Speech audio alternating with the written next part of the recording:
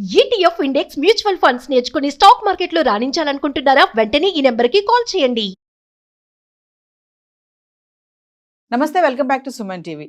ప్రస్తుతం మనతో పాటు ఉన్నారు పబ్లిక్ స్పీకర్, ఫ్యామిలీ కౌన్సిలర్ రజనీరామ గారు. మేడంతో మాట్లాడదాం. నమస్తే మ్యామ్. నమస్తే నవీన. మ్యామ్, ఈ రోజులో చూసుకుంటే 60 ఇయర్స్ 70 ఇయర్స్ 80 ఇయర్స్ పైన పడిన వాళ్ళు, అంటే పిల్లలంతా సెటిల్ అయిపోయారు, వాళ్ళకి ఇంకా మనవాళ్ళు మనవరాలు అందరూ కూడా ఒక స్టేజ్ లో ఒక దగ్గర ఉంటున్నారు. వీళ్ళు కొంచెం ఎలోన్ అయిపోతున్నారు ఆ ఏజ్ లో. అంటే వీళ్ళ దగ్గర ఎవరు ఉండరు కదండి, వాళ్ళ ఉద్యోగాలు, పిల్లలు, స్కూళ్ళు, చదువులు అవన్నీ కూడా వీళ్ళు రమ్మంటే మా దగ్గర ఉండండి అంటారు, కానీ వాళ్ళు వచ్చి వీళ్ళ దగ్గర ఉండరు. కానీ వీళ్ళకి ఎంత మంది ఉన్నా కూడా భర్తకి భార్య, భార్యకి భర్త తోడు అనేది ఖచ్చితంగా అవసరం. ఎంత మంది ఉన్నా, పిల్లలు ఉన్నా, మనవలు ఉన్నా, చుట్టాలు ఉన్నా కూడా. ఎందుకంటే కొన్ని ఉంటాయి పర్సనల్ గా కూడా, అది ఎలా అన్నా తీసుకోవచ్చు మనం, వాళ్ళ అవసరమే అనుకోవచ్చు, అది రొమాన్సే అనుకోవచ్చు, ఏది అనుకున్నా కానీ ఇప్పుడు కొంతమంది ఏంటంటే ఆ వయసులో కూడా మాకు తోడు కావాలి ఖచ్చితంగా, మా ఆవిడ లాంటి అమ్మాయి నాకు కావాలి. అమ్మాయి అమ్మాయి అంటే ఇక్కడ మన అమ్మాయి అనుకోవడానికి ఏం లేదు, లాంటి మా ఆవిడ లాంటి ప్రేమగా చూపించే అమ్మాయి నాకు కావాలంటే వాళ్ళకి మేము ఆస్తిపాస్తులు ఉన్నాయి రాసిస్తామని కూడా ముందుకు వస్తున్నారు కొంతమంది 60s లో ఉన్న వాళ్ళు, 70s లో ఉన్న వాళ్ళు కూడా. అంటే ఒక్కసారి వాళ్ళ గురించి మాట్లాడుకుందామండి. చాలా మంది బయట విమర్శ ఏంటంటే వీళ్ళకి ఇప్పుడు తోడేంటి, అవసరమా ఈ వయసులో అని కన్న బిడ్డలే అంటున్నారు వాళ్ళని. మరి అలాంటి వాళ్ళకి ఏం చెప్తారు మీరు? వీళ్ళ గురించి ఒకసారి మాట్లాడు. ఇందులో నాకు 2 సైడ్స్ నేను చెప్తానండి. ఫస్ట్ చూసుకుంటే, ఎప్పుడైతే పార్ట్నర్ చనిపోతారో అప్పుడు ముఖ్యంగా ఆడవాళ్ళు, భార్యలు చనిపోతే మగవాళ్ళు జీవించడం 1 గంట కష్టం అవుతుంది. ఇంకా సంవత్సరాలు గడపాలంటే వాళ్ళకి ఇంకా వేరే నరకం అనేది ఉండదు. ఎందుకనంటే ఇప్పుడు ప్రెజెంట్ జనరేషన్ కాదు, ఎఫెక్ట్ లేదు దీనికి.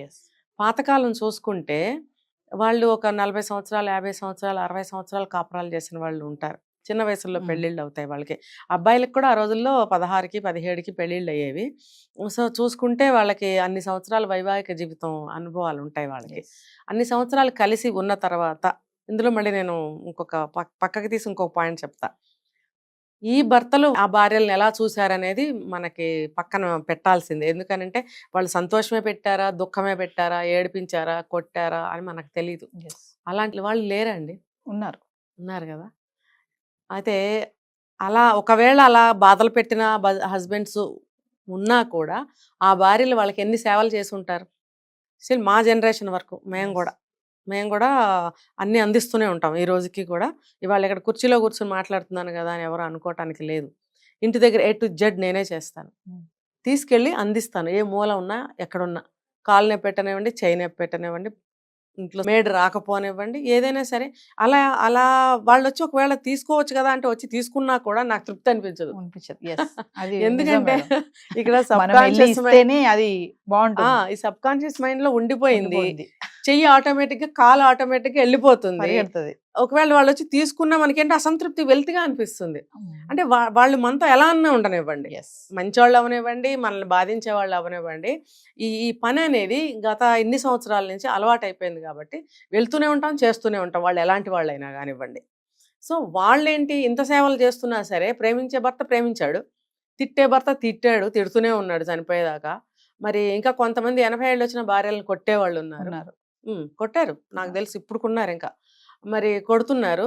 80 ఏళ్ళు నీకు వస్తే భార్యకి కూడా 5-6 ఏళ్ళు 4 ఏళ్ళు తేడాతో ఆవిడకి అంతే వయసు కదా. మరి ఆవిడ దెబ్బలు తినే వయసా? నీకు కాళ్ళు చేతులు ఇట్లా ఊగుతున్నా సరే నువ్వు కొట్టగలుగుతావు, ఎలాగో దెబ్బ వేస్తావు. ఆ దెబ్బ తినే ఓపిక ఆవిడకుందా?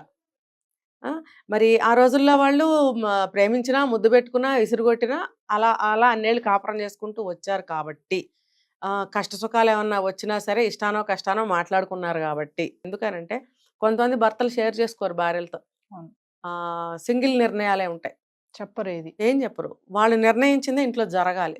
ఫలానా సంబంధం తీసుకొచ్చాను, అబ్బాయికైనా అమ్మాయికైనా చేయాల్సిందే అంటే పిల్లలు ఏడుస్తారమ్మా, నువ్వు చెప్పమ్మా నాన్నకి, నాకు ఇష్టం లేదంటే కూడా ఆవిడ రికమెండేషన్ అక్కడ పనిచేయని కుటుంబాలు చాలా ఉన్నాయండి. ఆయన మాటే చెల్లాలి, ఆ సంబంధం చేయాల్సిందే, చచ్చినట్టు నోరు మూసుకుని కాపురాలు చేయాల్సిందే.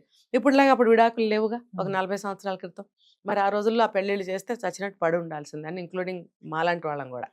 కాబట్టి చెప్పిన సంబంధాలు చూసుకుని చేసుకోవాల్సిందే. అంటే అలాంటి భర్తలు కూడా ఉన్నారు.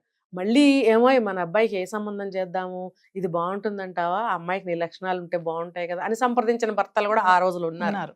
అంటే అలాంటి వాళ్ళు ఇలాంటి వాళ్ళు ఎలాంటి భర్తలు ఉన్నా సరే ఆ భార్యలు అనేవాళ్ళు వాళ్ళతో జీవితం సాగించారు, ఆ భర్తలు కూడా ఆ భార్యలతో జీవితాలు సాగించారు. కాబట్టి ఆ బాండ్ అనేది స్ట్రాంగ్. ఎస్. ఇప్పుడు ఏదన్నా కొన్ని షేర్ చేసుకోకపోయినా కనీసం సేవల ద్వారానైనా ఆ బాండ్ అనేది ఉండింది. ఉంటుంది. షేర్ చేసుకున్న భర్తలు ఉన్నారనుకోండి, అప్పుడు మన భార్య పోయింది సడన్ గా, ఇంకా ఆ మనిషి బ్రతకలేడు. చాలా ఎలా కష్టం. చూసుకున్నా బ్రతకలేరు. బ్రతకలేరు. తిట్టి కొట్టే భర్త బ్రతకలేడు, ఆ, ఆ ప్రేమగా గుండెల్లో పెట్టుకుని చూసుకున్న భర్త బ్రతకలేడు. ఎందుకంటే ఆ బాండ్. బాండింగ్. ఎస్. సో అటువంటి బాండింగ్ లో ఉన్న వాళ్ళు సడన్ గా భార్య పోతే ఉండలేరు.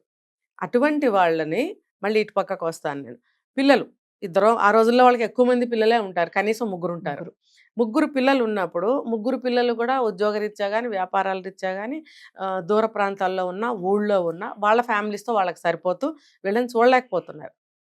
ఇప్పుడు ప్రజెంట్ జనరేషన్ చూసుకుంటే పిల్లలు బయటకు వెళ్తున్నారు, అబ్రాడ్కి వెళ్తున్నారు. ఇప్పుడు మా ఏజ్ వాళ్ళని చూసుకుంటే భార్యాభర్తలు మాత్రమే ఉంటున్నారు చాలామంది. ఇప్పుడు ఈ వీళ్ళని పక్కన పెడితే మా జనరేషన్ అంటే మా తల్లిదండ్రులు అనుకోండి, మేమే అబ్రాడ్స్ వెళ్ళిపోయాము, ఇక్కడే ఉన్నాం కదా, చుట్టుపక్కలే ఉంటాము, కాకపోతే ఇంకొక ఊర్లో ఉంటాము. ఉన్నప్పుడు వాళ్ళని చూసుకోగలగాలి. లేదు వాళ్ళు కూడా సక్రమంగా వచ్చి ఉంటామంటే ఉంచుకొని చూసుకోవాలి. ఒకే ఊర్లో ఉంటుంటే కనుక అందరూ కలిసి ఒక చోట ఉండే ప్రయత్నం చేయాలి. అందరంటే ఎవరు, ఆ సింగిల్ పర్సనే కదా, ఆ ప్రయత్నం చేయాలి. వీళ్ళకి ఏంటంటే అప్పటి వరకు పిల్లలు, పెళ్లిగాని పిల్లలు అనుకోండి, పెళ్లిగాని పిల్లలు, భార్య, వచ్చేపోయే చుట్టాలు, అందరూ కళకళలాడుతూ ఉంటుంది ఇల్లు. ఒక్కసారిగా పిల్లలు పెళ్ళిళ్ళు వెళ్ళిపోయారు, మనవాళ్ళు మనవరాళ్ళు చదువులకు వచ్చి పెద్దవాళ్ళు అయిపోయారు, నా భార్య ఏమో ఇప్పుడు చనిపోయింది, నా వయసు ఏమో 70 లేకపోతే 65 లేకపోతే 80. ఈ వయసులో ఆ వ్యక్తికి ఎంత పిచ్చెక్కినట్టు ఉంటుందన్నమాట. అందరూ కావాలనిపిస్తుంది. అంటే తన మెంటాలిటీ ఎటువంటిదైనా సరే, ఎస్. అంటే నేను 2 వైపులు చెప్తున్నా చూడండి. అతను చెడ్డవాడు అవనివ్వండి, మంచివాడు అవనివ్వండి, అటువంటి వాతావరణంలో నుంచి వచ్చిన వ్యక్తి కాబట్టి ఒంటరిగా అనేది ఉండలేదు. ఉంటుంది, పెద్ద ఇల్లు ఉంటుంది, ఆస్తిపాస్తులు ఉంటాయి, పొలం పుట్రా ఉంటుంది. ఆ పొలం కూడా చేయలేని పరిస్థితి, కౌలుకి ఇస్తారు, ఆ కౌలు వాళ్ళు కూడా సరిగ్గా చెయ్యరు, బీడు పట్టిపోయి వదిలేసుకున్న పొలాలు ఉంటాయి. అలాంటి ఆస్తిపాస్తులు కూడా ఉంటాయి వీళ్ళకి. ఎన్ని ఉన్నా సరే చూసేవాళ్ళు ఉండరు. అప్పుడు వీళ్ళు ఒక తోడు కోసం ఇలా అడుగుతూ ఉంటారనమాట. ఎస్. అడిగినప్పుడు ఆలోచించాలి పిల్లలు కూడా, మేము చూసుకోవాలి అని. నేను ఇంకొకటి చెప్తా ఇక్కడ, వాళ్ళు ఎంత చూసుకున్నా, ఏజ్ అయిపోయింది కదా, వాళ్ళు ఎంత చూసుకున్నా కోడలు టైంకి అన్ని చూసి పెడుతుంది, తండ్రిలాగా చూసుకుంటుంది, కొడుకు కూడా బాగా చూసుకుంటాడు, మనవాళ్ళు మనవరాళ్ళు అందరూ తిరుగుతూ తాతయ్య అని పలకరిస్తూ ఓకే. కానీ రోజు గడిచిపోతుంది, తనదైనటువంటి ఒక టైం వస్తుంది ఎస్. సాయంత్రం అయ్యేటప్పటికి.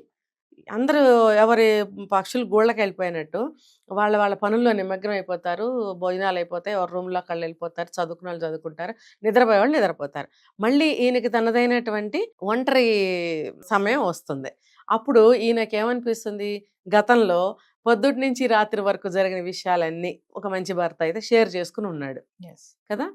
లేదు బాధ పెట్టిన భర్త అనుకోండి, అతనికి ఆవిడ అందిస్తూ సేవలు చేస్తూ ఏదో పాల గ్లాస్ ఇవ్వటం అలవాటు ఆ రోజుల్లో వాళ్ళకి, కాస్త బాగా నిద్ర పడుతుంది అని చెప్పి ఒక గ్లాస్ పాలు తెచ్చి ఇవ్వడము, మందులు వేసుకున్నారా అని అడగటం అనేది ఈ ఒంటరి సమయంలో జరిగే కార్యక్రమాలు. ఎస్. మంచి భర్తకైనా చెడ్డ భర్తకైనా. ఇప్పుడు అవన్నీ మిస్సింగ్ కదా. ఇవన్నీ ఎవరు చేయాలి? సరే అవి కూడా కొడుకు కోడలు మందులు పాలు నీళ్లు తెచ్చిస్తారు, కానీ పొద్దున్న నుంచి సాయంత్రం వరకు జరిగిన విషయాలు పంచుకోవాలంటే ఏ భార్య వస్తుంది? ఎవరు? కోడలు వచ్చి కూర్చుంటుందా, కొడుకు వచ్చి కూర్చుంటాడా, చదువుకునే మనవాళ్ళు వచ్చి కూర్చుంటారా? ఎవరు వచ్చి కూర్చోరు. అప్పుడు కావాలనిపిస్తుంది ఒక తోడు. ఎస్. అరే నాకు మనసు పంచుకునే ఒక వ్యక్తి కావాలి. దాన్నే ఏమంటారంటే తోడు అంటారు. మగవాడికేమో తోడు అంటారు, ఆడదానికేమో నీడ అంటారు. తోడు నీడ. ఎస్. తోడు అనేది ఇద్దరికీ అవసరమే, ఆడదానికి ఇంకా నీడ కూడా అవసరమే. కాబట్టి ఈ అవసరం కోసం పెళ్ళి అనేది అడుగుతున్నారు వీళ్ళు. ఊరికే వచ్చేసి ఒక ఆవిడని ఇంట్లో పెట్టుకుంటే తప్పు కదా అది. కాబట్టి మాకు ఒక భార్య కావాలని అడుగుతున్నారు, అది తప్పేమీ కాదు. ఇంకోటి ఫ్యామిలీ సభ్యులు కూడా ఆ రకంగా ఆలోచించగలగాలి. ఆయనకి మనసు పంచుకోవడానికి పక్కన ఒక ఒంటరిగా పడుకోలేరు, రాత్రిపూట ఏదైనా ఇబ్బందులు వస్తాయి, దగ్గు వస్తుంది, లేకపోతే గబుక్కుని గుండెల్లో పట్టినట్టు అవుతుంది, బాత్రూమ్కి లేవాలంటే తూలు వచ్చి పడిపోవచ్చు. ఒక మనిషి పక్కనుంటే తట్టి లేపి నేను బాత్రూమ్కి వెళ్తున్నానని చెప్తారు. ఎందుకనంటే గబుక్కనే బాత్రూంలో కాలు జారి పడిపోతే ఈవిడికి అర్థం కాదు, ఎదట్లో ఉంటుంది, లేపుతారనమాట. ఆయన వెళ్ళొచ్చే వరకు కూర్చుంటుంది, అలాగే ఆవిడ వెళ్ళొచ్చే వరకు కూడా ఆయన కూర్చుంటారు. అది ఒకరికొకళ్ళు అనమాట.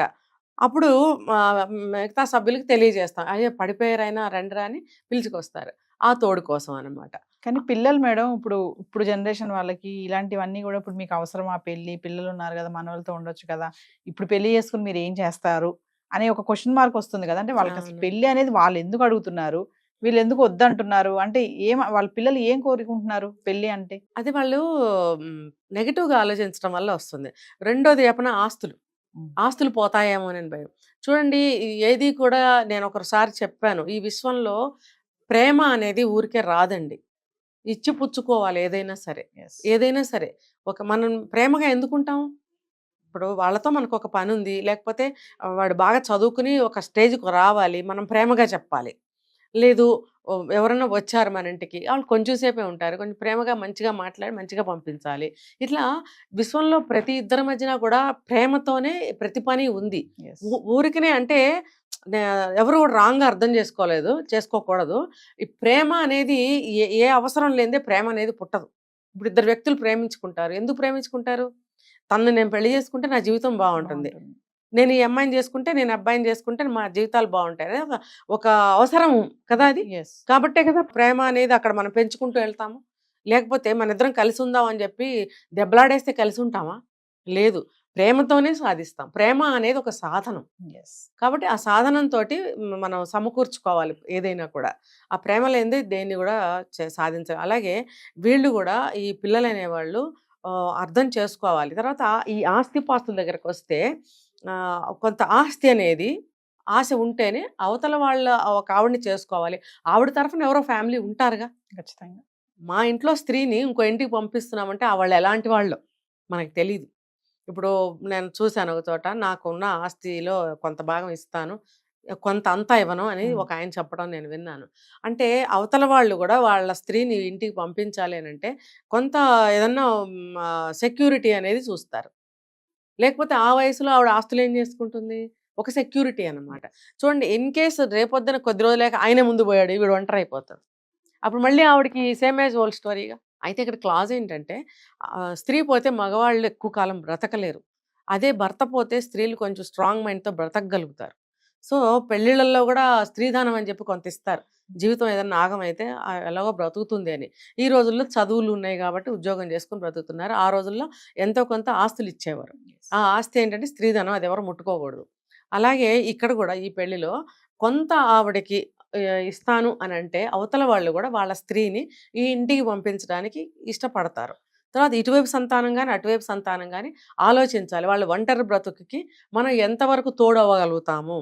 అవుతాము. ఎట్లా అవుతామంటే ఇప్పుడు వీళ్ళిద్దరు పెళ్లి చేసుకుని ఇక్కడ ఉన్నంత మాత్రాన వాళ్ళు వదిలేయాలనేమీ లేదు. ఇప్పుడు ఆవిడ పెళ్లి చేసుకుని ఇక్కడికి వస్తుంది అనుకోండి, వాళ్ళ పిల్లలు ఈవిడిని వదిలేస్తారా?